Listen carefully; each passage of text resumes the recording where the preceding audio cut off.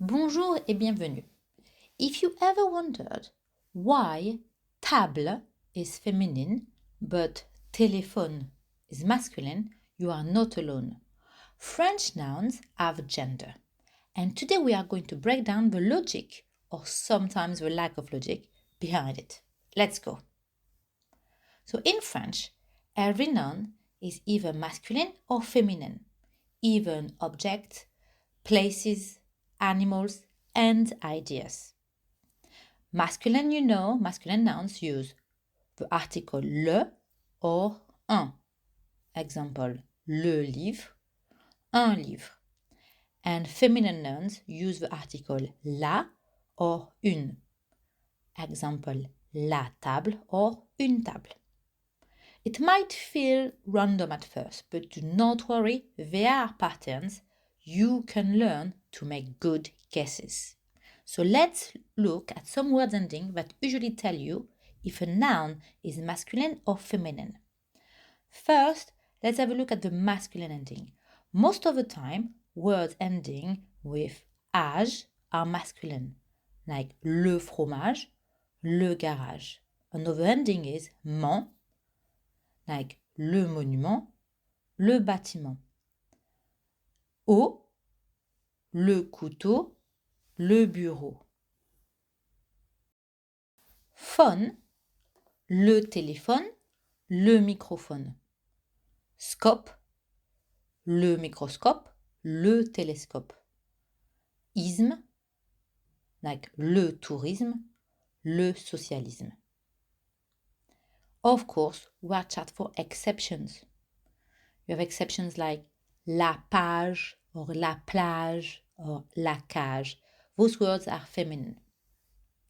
Now let's have a look at the feminine endings. But before, I want to acknowledge the elephant in the room, which is the E ending myth.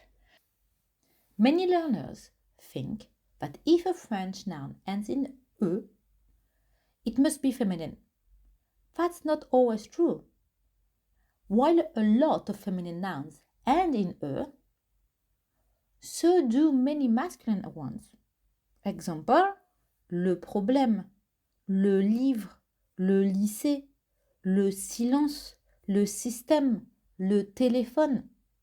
So instead, I want you to focus on those feminine endings, the following one. Most of the time, if your word ends with sion, it's a feminine. Example, la solution, la télévision. T, la beauté, la liberté. Et, la bicyclette, la trompette. Ans, la différence, la connaissance. Ur, la culture, la peinture. Ad, ude, ode, la salade, la certitude. Now let's have a look at the gender for people, because when it comes to people, the noun often changes depending on the person's gender. Most of the time, you just add I to the masculine form, like un étudiant, une étudiante, un ami, une amie. But sometimes the word change a little bit. Un musicien, une musicienne, un acteur, une actrice, un prince, une princesse. Sometimes the word also changes completely. Un garçon, une fille, un homme, une femme, un monsieur, une dame, un copain, une copine. Now, what about the gender for animals? Because animals are even trickier than people. Some animals follow a pattern. Le chat, la chatte. Le chien, la chienne.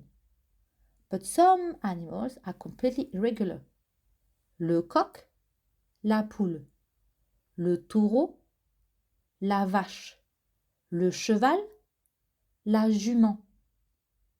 And some animals, like la souris or la mouche, there is just one form. So you will need to memorize those. Many learners ask, why does French even have gendered nouns? Well, French comes from Latin, where every noun was masculine, feminine, or neuter. Over time, all French dropped the neuter, and masculine and feminine became the two main categories. So the gender system is inherited, not something invented by French speakers today.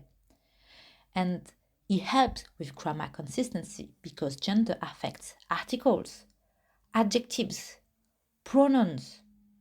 This structure makes sentences more consistent and clear, especially when using agreement rules.